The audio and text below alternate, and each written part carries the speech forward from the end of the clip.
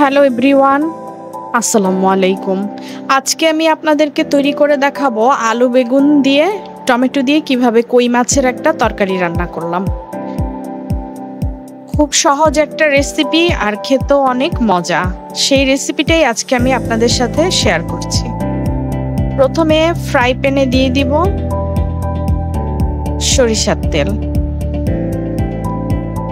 তেলটা গরম হয়ে আসলে আগে থেকে হলুদ, মরিচ, লবণ দিয়ে মাখানো ম্যারিনেট করে রেখেছিলাম কই মাছগুলো, সেই কই মাছগুলো আমি ভেজে নিব।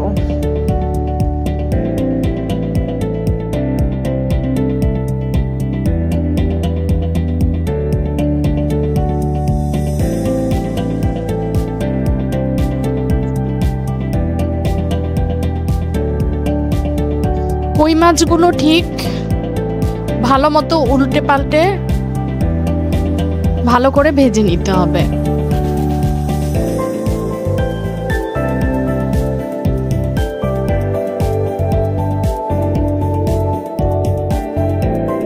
ঠিক এরকম ভাজা হয়ে গেলে কই মাছগুলো আমি তুলে নিব। সেই একই তেলের মধ্যে আমি দিয়ে দিচ্ছি পেঁয়াজ কুচি।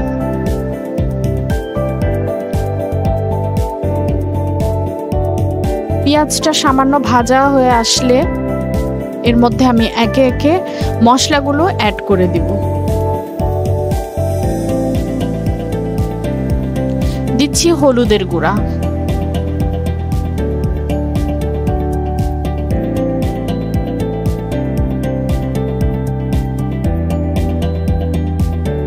দিচ্ছি মরিচের গুঁড়া,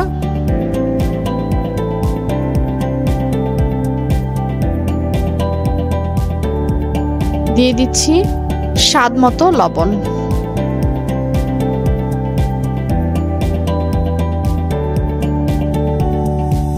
এরপর দিয়ে দিচ্ছি রসুন বাটা। মশলাটা ভালো মতো কষায় নিতে হবে।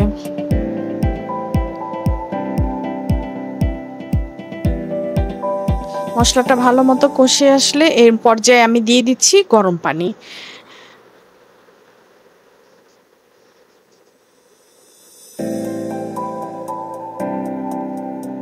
কেটে রাখা আলু আমি মশলাটার মধ্যে দিয়ে দিচ্ছি। আলুটা দিয়ে এখন আরো কিছুক্ষণ কষাতে হবে। ঠিক এরকম যখন হয়ে আসবে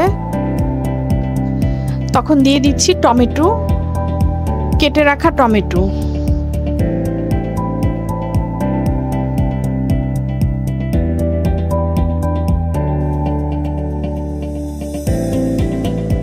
আর একটু গরম পানি অ্যাড করে আমি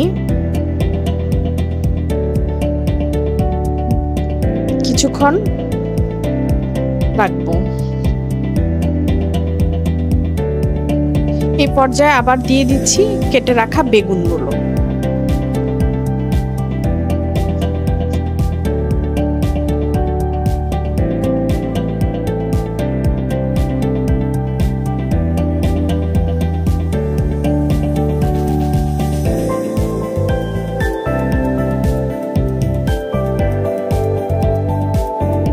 তরকারিটা হয়ে আসছে প্রায়। এখন আমি আগে থেকে ভেজে রাখা মাছগুলো এটার মধ্যে দিয়ে দিচ্ছি।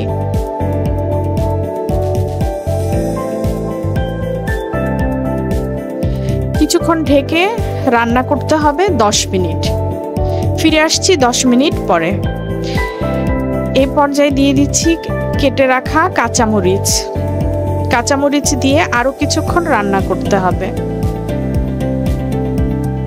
আমার তরকারি রান্না প্রায় হয়ে গেছে।